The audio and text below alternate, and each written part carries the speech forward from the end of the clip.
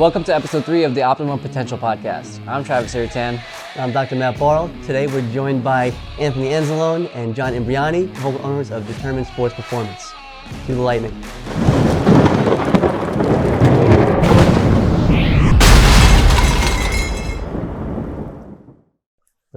So Anthony and John, you guys both played baseball in high school and college, so now you're coaches. How's that transition been? And is there anything you teach your players based off of experiences that you guys had during your careers? Well, when you're a player, you're focused mainly on your job, right? Or one or two jobs, whether you're a pitcher or a position player. So with that, you don't really think about all the other things that go into the game or on the field. I think the biggest transition as a coach is that you now have to see every position, every situation, and that could be difficult for a new coach coming in at first. So that was the biggest change and transition for me. But as you are around other coaches and you're around the game more and you get more experience, you start to become a little bit more comfortable with the game and seeing everything on the field. Yeah, so to piggyback off that, right after college, I started coaching at Miller Place, which is where I graduated high school, and I was 21 years old. I was the assistant varsity coach, and the first year was definitely a learning experience, being from a player and seeing one side of the game to now becoming a coach and seeing the entire game. Definitely was a transition, to say the least. And, being able to help players, where I once was something that was very rewarding. And, now it's been 9 years that I've been coaching school ball. And I'm still learning and I'm still growing, and it's an ongoing experience that, and I guess, Coach Anthony could say the same, that it's been a hell of a ride. Yeah.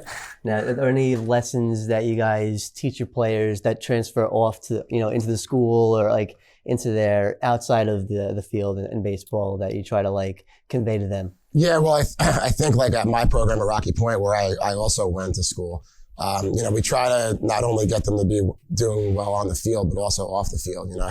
Using baseball and sport as a mechanism for life, right? So any lessons that or hardship that you go through in your sport, that's ultimately going to help you in your life. So we try to make that correlation between the two things, and really get them to understand and buy into how hard it actually is to be successful. If success was easy, we know playing college together, everyone would get there. I think there's a little meme on Instagram somewhere about the percentages of college athletes. You have your middle school athlete, varsity JV athlete, and then the number dwindles. So to get to that high level is so difficult, and to have that success. So, just to get them to understand and buy into what they're doing is very special. But you have to put the work in. Yeah, absolutely. Yeah, I think people really realize all this stuff that goes on behind the scenes that needs to be done in order to be successful on the field. Just throw it in there. What's the ages that you guys are typically coaching? We coach anywhere from 5 years old, T-ball all the way to 18 years old. And, fortunately, if we happen to get a kid that plays beyond college, they come back and train with us. So really the age range is crazy. So we have to make sure we're both phys ed teachers to make whatever we do developmentally appropriate for our athletes to make sure that they have success. Yeah, so our teaching styles, we have to adapt. We're not going to teach an 18-year-old player the same as we would a 8-year-old player. We kind of have to modify everything based on their developmental needs, obviously. And but yeah, the range is wide. I had a 6-year-old come in yesterday with me, and I could have an 18-year-old tomorrow. So now, how does that change with your lessons? How you go about it? The mindset obviously is different. How does that vary when it is such a wide range that you're working with? So it's based on the player's needs. Mm-hmm. So from a young age, we're trying to teach obviously the fundamentals and the basics, and we have to break things down a little simpler as we would, a kid that's been doing it for 10 years. Mm-hmm. But yeah, it's day to day, and it's different, obviously per age group. And I know Anthony as well. He's got the wide range of athletes that he works with, and it's like we said, we always got to adapt and we always got to modify. Same with us teaching. I think to go off that, it's just you have to make it fun, right? Like think about when we were younger, when we walked into a facility and we had our team, our travel teams, like we were looking forward to going there. If you have a coach or you are a coach that is yelling and screaming the whole time and things like that, it's not going to be fun. So you have to make sure the intensity matches the group of kids that you're working with. Yeah, you want to always make it fun for the younger guys. They're doing it because they love it. Now when kids are starting to hit high school age, now they're doing it for a purpose where they have goals and aspirations to go play college. Most of our athletes. But at a young age, you want to make it as fun as possible, as enjoyable as possible. And I think just seeing the smiles on the kids' faces and seeing that they're really enjoying being there with us is something that makes this job rewarding. Yeah, awesome. Now, I know you said, we're going with the working out aspect. How do you guys train you guys during the season versus off season? How do you convey to them the importance of continuing to work out even when the season begins? Just to kind of maintain those gains that maybe they made in the off season. Well, I think the biggest thing is to ask them to give feedback as to how they felt the year before. If there's someone that didn't train, they trained all winter, they didn't train during the spring and summer, they come back and you ask them, like, how did you feel in July and August? They're like, my arm was hurting a little bit. That's why it's important to train, because there's just like a car, you have to have a tune-up on a car, oil change, tire rotation. Your body is a machine. So whatever work you put in during the off season, you have to make sure you maintain that, throughout the course of the season. Otherwise, you're going to break down. We know from playing the wear and tear that's put on your body over the course of a season. So, some people would say that, lifting is a lot of wear and tear.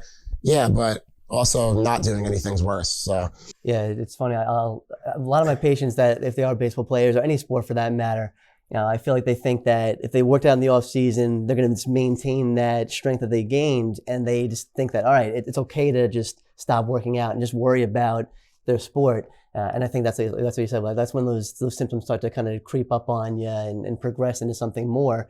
Where if they were just to continue doing 1 or 2 days a week or just some kind of maintenance, I think that kind of nips those symptoms in the bud. I think there's been a taboo that over the last decade or so that training during a season is bad, and it's the total opposite. Yeah. You need to maintain everything, all the work that you put in from, our athletes come to us in October, November and train with us through March.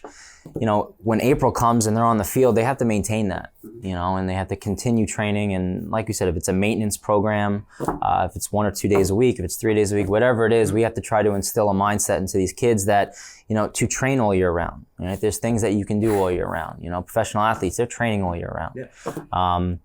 But again, it comes back to enjoying, and I think trying to instill enjoyment into these kids of training and living that healthy and active lifestyle is going to be the key. If they enjoy training and they enjoy lifting and working out and progressing and getting better, they're going to continue it into their life. How are these kids surviving the TikTok? Like, how are you surviving dealing with TikTok kids? And I'm calling this generation TikTok kids. Like, I have to. It's 2-3 years ago, TikTok took over. People have been so much lazier than usual. I mean, you had the development of like esports that came out, so everybody really got gaming for us, our generation, my generation at least. Like, we still worked out. We still took care of ourselves. We still had a life outside of the realm of a screen. I can't imagine what it's like now having to deal with these kids, their attention spans or lack thereof. They're always, they're glued. Either they're playing a game on their phone, they're playing a game at home, they're watching TikTok, they're making TikTok, whatever it is. How are you dealing with all this? So, do you have to deal with all this? So when kids come to our program, and we kind of have a saying where, put your phones away, focus on us for the hour. Everything else is separate. But also incorporating some of that technology into our training, whether it be pulling up a YouTube video of an exercise that we're gonna have the kids and the athletes do for the day. It kind of bridges that gap, because YouTube is huge now. I mean, it never was like that us growing up. Yeah. I was never on YouTube, maybe to watch a music video. But now kids are on YouTube for everything. And like you said, TikTok. And these kids are always like on their phones, and we see it in the schools as well. I mean, the kids bring the phones to gym, it's kind of a grind just to tell the kids to keep the phones away or put the phones away. So it's always going to be there, but I think if you can find ways to incorporate some technology for the kids and kind of bridge that gap, like I said, I think they stay focused. And we have a group of kids where they want to get better, and their goal is to get better and to be the better player and to be determined to be that better player. So yeah, we've had success so far with it, and I can't necessarily say that we've seen a lot of loss of focus. No, you also have to bridge the gap and educate them on what's out there, what's good and what's bad. Like, for instance, we're doing this podcast, right? Like, we want everyone to watch because hopefully we're giving educational knowledge. There's also a lot of crap on there, that they can get lost in. They see a sick exercise that some guy's doing that's not necessarily good for them. It's probably not good for the guy doing it either, but it looks awesome. And he's on a Bosu ball and the whole thing, and he's saying baseball training, right? It's so true. So it's our job as educators and as coaches to be like, if they come to us and be like, hey, is this good for me? Be like, no, it's not, because. And that's what keeps us on our toes. We're always learning and educating ourselves and, going through the information so that when they ask us, we know how to help them. And that's the ultimate goal, is to make sure that they're educated for them. Yeah, it's huge. I feel like that sets them up for success in the long haul. It's unfortunate that the sexy exercises sell, and it's the foundational stuff that you guys know. It's the boring stuff ends up being the things that are going to show that success in the long haul. So to kind of run with determined sports performance, tell us a little bit about that, and how you guys may structure your programs and any philosophies that you guys have when it comes to training. So when I'm programming, I have the adolescent kid in mind, right? So, like you said, they're on their phones, they're hunched over all day. They might have not had phys ed that day, so they're at their desk all day. We have to get them moving. We have to get their physical literacy, up. So they need to squat, they need to hinge, they need to push, they need to pull, they need to carry, right? No matter what sport they play. I like that. So, and that's a Dr. John Russin, thing. So I like following him. And there's a whole bunch of other people that, I have influences from. But if they could do those fundamental movement patterns, you're not just building a baseball player, you're building an athlete, right? You're building a strong person. So if you can build up those foundations in your programming and progress through there, then you can get a little bit more in depth with that. Maybe you go into, triphasic type training with your older athletes, but get a foundational pattern first. When we do our speed agility stuff, we go through progressions with that as well. Movement mechanics, like you said, sometimes it's not sexy. You're doing a wall drill and it looks like crap and they don't know why they're doing it. You have to give them the why in order to make it sexy, right? So that's kind of where we stand in our philosophy of programming. And we've seen success from our kids, whether they feel it or not. We definitely have seen success in strength and confidence and, muscular endurance. So, we feel that it's definitely getting better each year. Yeah, and to touch base, Anthony, you had mentioned progression, and not reinventing the wheel, as we talked about a little while ago. I mean, we're sticking with foundational exercises, and we're seeing progress and making sure that we're monitoring and seeing these kids progress week to week. The kid could be doing the same exercise each week, but they're increasing their rep range, they're increasing their weight range. So being able to keep that foundation and not reinvent the wheel, not come up with new exercises, has really shown progress for our athletes. Makes a lot of sense. Are parents now more open to weight training for younger athletes? I say this, mind you, I have no real athletic background in high school. Like I was in band. Really? I was in band. I was a trumpet player for like 8 years. I actually didn't know like weight room until senior year of high school because I was like so tiny. I was getting my ass whooped every day. I just wanted to work out. I wanted to get into combat sports. So I know that there's always this stigma about weightlifting in young adults or children. Like, how are you approaching that? Is that even a thing anymore? Have we found science to be different now? You know what? There are still some people in that old school archaic mindset, but when they're seeing their kid on the floor with a body weight squat, then the next week they're doing a med ball squat, then it's a light kettlebell, and they're seeing good fundamental movement patterns, and the kid is coming home saying that was awesome, and they're not hurt because we're making sure that they're safe. I think it kind of goes out the window and they start to trust it a little more. You have to show what you're doing in order for them to trust you. We have to educate the parents. When we first started about 1.5 years ago, we'd have to send our stuff out to parents, explain to them why it's good for them. You definitely have the hesitation from parents at the younger age levels, 12, 13 years old, to getting their kids into training. But again, we have to tell them why. Why is this good for them? Why is this going to help them on the field? Why is it going to help them become a better athlete? Why is this going to help them in day-to-day life? And again, as our jobs as physical education teachers, we're promoting this movement. We need kids to move. We need kids to go outside and play. We need kids to get off their phones, get off the TikTok, get off the YouTube. So it all ties into one, but educating the parents and, maybe even getting them involved a little bit, doing some adult fitness classes and things like that could be another source, and getting them moving. I mean, a lot of our parents are going to the gyms, they're working out, so what's to say, why can't their kids do the same? Yeah. And I know you guys are heavily involved in like the baseball, obviously. Now, with training, is there still that archaic thought of like training overhead and like, I know growing up, people were kind of shying away from that, or they didn't want to do like overhead pressing because it might, hurt your shoulder. Or stunt your growth. Or stunt your growth, like crazy things like that. Is that something that you guys still see parents coming and asking questions about, or is that kind of shied away? Not so much questions. I kind of know in the back of my mind, like some people are thinking about that. But again, it's all about education. When you're talking about the baseball guys, what are you promoting? You're promoting that upward rotation of the scapula, right? And all that sciencey stuff that you have to kind of put in layman's terms for the average person. So, in our programming, we're obviously doing that, physically with the kids. But if a parent has a question, I have no problem speaking to them about it and making sure they understand that there are certain exercises we're going to stay away from, but there's also certain exercises that we're definitely going to do that are good for the shoulder. Yeah, and one of the things too that I've seen is that as kids start to hit high school, they like to get a gym membership with their friends. And we've had a couple athletes that have grown fond to be going to the gym with their friends and working out with their friends. And I've been seeing these athletes start having injuries because they're doing exercises in the gym that really aren't beneficial for their sport. Mm-hmm. And again, I think we touched base on it before, seeing these exercises on a social media and saying, oh, I see him, he's doing this type of movement, he's doing a bro split.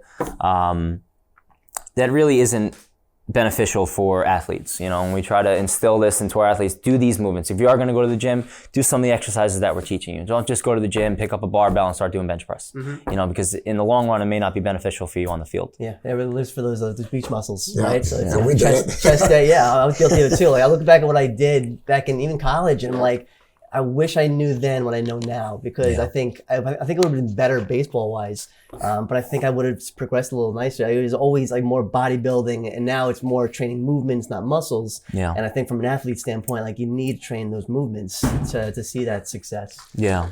I think about us, at Adelphi playing, like we would do those late nights in the gym after a game, or I do, go back to that in the back of my mind, like educating these kids, like. I don't want them going to college. And now there's a lot of strength coaches at a lot of college. Like, so even at Adelphi, they have a strength and conditioning program. So there is education at that level that we didn't have.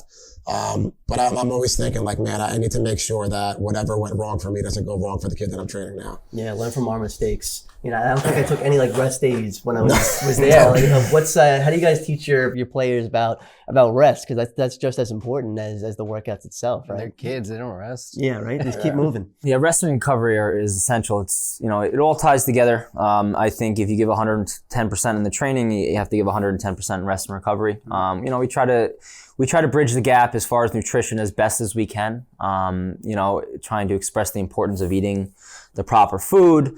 Not just running from our training session and grabbing Chick-fil-A or McDonald's after the workout. So our program, is set for 2 days a week.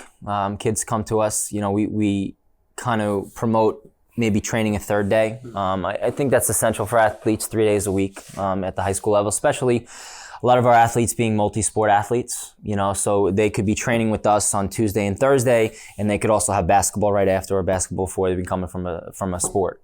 So we just got to be careful in that sense. We don't really have any one sport athletes, and again, we want to promote all these kids that be multi-sport athletes. So they're always doing something. They're always moving, but I think 2 to 3 days of training during their high school years is enough. We've also had the overtrainer. right? So it's like they come to us 2 days a week and the parents are like, yeah, he's also going to the gym the other days and he's doing this. I'm like, no, because like now I'm programming for your kid 2 days a week and I'm also taking recovery into consideration, right? So don't do back-to-back days of deadlifts or goblet, you know what I mean? So that's a challenge too, is to educate the parents to tell the kid, like, stick with what we're putting you in, what we're paying for with Determined, and we'll help them on those other days do something else. Maybe they're doing a stretching or recovery routine, mindfulness meditation, whatever it may be. But sometimes there's kids that are overtrained also, believe it or not. Yeah, and parents ask, I mean, they say, Coach, what can my kid be doing on the other days? And, I'll give them exercises and things to do on that other day. But yeah, as far as kids joining multiple programs and multiple strength and conditioning companies, it's detrimental. It's not going to be good for them. Yeah. Once they leave the door, you're hoping they're doing what you're thinking they're right. doing. And then when they're doing those other variables, it's like, all right, how much is breaking down? And most of the time, progress? it's similar exercises and similar routines. And again, the good strength and conditioning companies out there are not reinventing the wheel. So we're doing the foundational exercises, but if they're doing it 4 or 5 days a week, it's going to be, more harm than good. Yeah, less is more. And I think telling the parents that too. I mean, every parent wants their kid to play at the D1 college. They all think they're going pro. So I think educating them and making sure that all right, they're in high school. They need to enjoy what they're doing. They need to stay healthy, because at the end of the game, longevity is the name of the game. Yep. So you got to be healthy when you get to college and beyond, hopefully. Yeah. Are you training any adults, or do you guys think it's all just kids? Currently, right now, not any adults. In the future, we want to start maybe like a HIIT class at the facility. But right now, we're just sticking to the athletes. And I've trained adults in the past, being a personal trainer. But I've been so busy, we've just been focusing on the athletes, during the seasons. But in the future, we're thinking about getting into the adult realm. So there's Determined Sports Performance. Correct. And then you are also... So I'm the varsity head coach for baseball at Rocky Point High School, where I went to school. I'm a physical education teacher. I'm a former varsity baseball coach. I just had a baby girl. So this is my first season in 9 years not coaching school ball. Ouch. So it's a little break. But, we do private baseball lessons. I'll do private trainings. Some kids have reached out to me, to privately train them, now that we've stopped with our classes, and which is great feedback, because now these kids are starting to enjoy it and they want to keep doing it, even during their seasons, which we love and which is what we want. We also coached travel baseball for East End Baseball Academy, the East End Aviators. I have a 12-year-old. She has a 15-year-old. 15U team, yeah. So that's we just finished our winter workouts, and we'll pick back up. All these kids are now in high school in my team, so we'll pick back up at the end of May, and we'll start our tournament season in June. My 12U guys start games in 2 weeks. Wow. so you guys are super busy. Yeah. How do you guys get your own workouts in? I mean, you just got married, you just had a baby. Yeah. You guys got a lot going on work-wise, so social life. Now, how do you guys mix in your own workouts? Well, one thing I go on, and I've said multiple times in my social media, is practice what you preach. Yeah. And I feel like why would parents pay somebody to train their kid if they're not training themselves? To find the time to work out, it's definitely tough. But my day and my relaxation is training. That's my mindset. I go into training, relieves the stress for the day.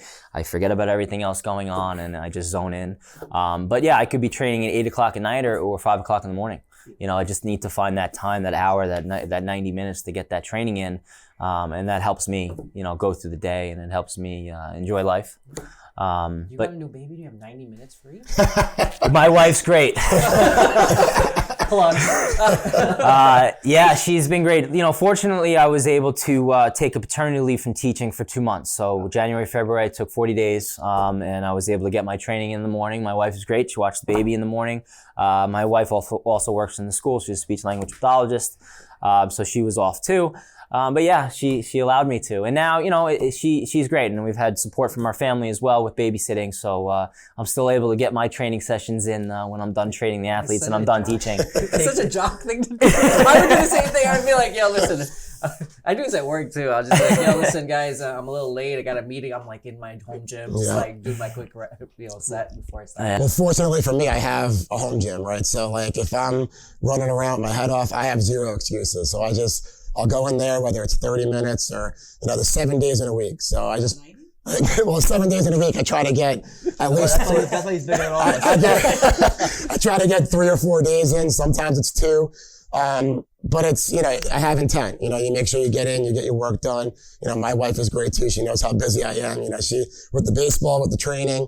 But this is our life's work, and, our wives understand that, and they know it's for the people that we're impacting, but also for our families. And, as far as training, we have different goals. John, as you can see, John's the bodybuilder, I'm the functional guy. So, but, all in all, you want to make sure you're getting something done, at least 30 minutes a day, 3 times a week, maybe. So just get it done at some point. Yeah, you want to have that strength coach that actually practices what they preach and looks like they work out too. I mean, like, if you're not doing what you're practicing, or, how can you really trust that trainer or that physical therapist or whoever it might be? So I think that's huge that you guys are making a point to get your workouts in. Yeah, I know from my mindset, I wouldn't, if a trainer's not living that lifestyle, I wouldn't want to pay that trainer. Because they don't know what the exercises feel like, how to progress or regress an exercise based off the client. So I think you guys know every exercise that you give, I'm sure you guys do yourselves. So yeah, if I can't do an exercise, I'm not going to preach it on my athletes. You can have the most educational knowledge in the world, but to me, if you can't do it, and you can't explain it and demonstrate it, it's a tough sell. Yeah, you lose a little credibility. Yeah, I'm freezing. Well, there you go. I'm warm. Right. Oh, can you do it with money too? Yeah, I can put it in my pocket.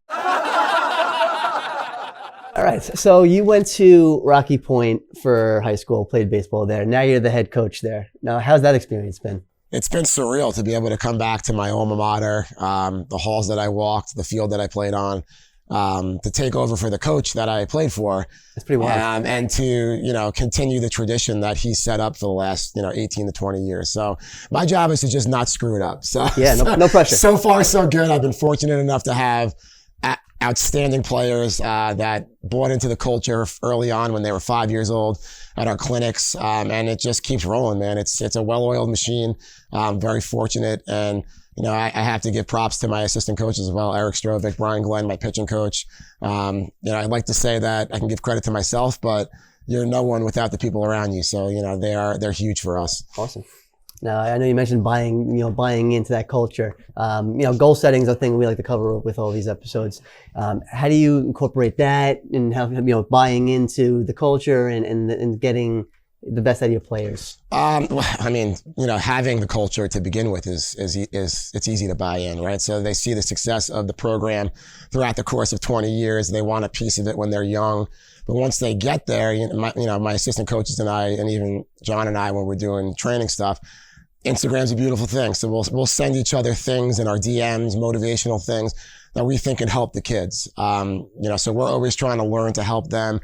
Maybe it's a quote, maybe it's a story. My assistant Eric is awesome with storytelling and getting kids pumped up to be motivated. And one thing that we've latched onto over the course of probably 5 or 6 years is to be alpha, right? And that alpha mentality, doesn't matter what type of day you're having, if you're in a slump, if you're hitting 500, if you have that mindset of being an alpha, you can trick your mind into thinking that you're the best, right? So if you're really not doing well, you're not hitting, you're not throwing the ball well, if you just trick that mindset, it's amazing what great things can happen. And we've had kids have success at the high level in high pressure situations that if they didn't buy into that mindset and to that culture, I'm not so sure they would have come up with the big hit or, got us the 3 outs that we needed. So, that type of stuff has really helped us create that culture and that buy-in.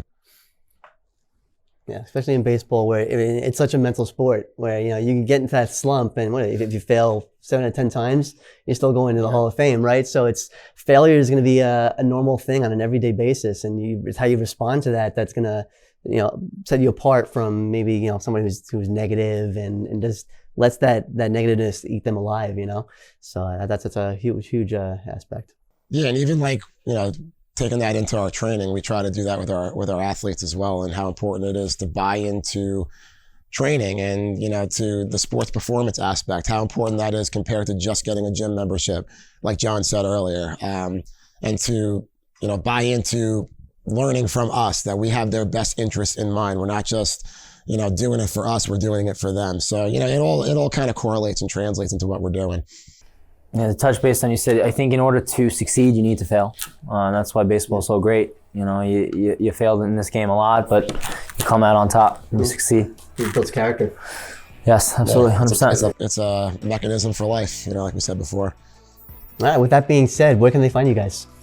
So for Determined Sports Performance, you can find us on Instagram, Determined Sports Performance. You can find us on Facebook, Determined Sports Performance. You can find our website, www.determinedsportsperformance.com. You can find me personally, Coach Imbriani. And I'm at Coach_Anthony Anzalone 12 on Instagram. Awesome. Thanks for coming on, guys. This is Travis and Matt signing off for Optimum Potential Podcast. Catch us on Instagram at O_P_podcast. Later.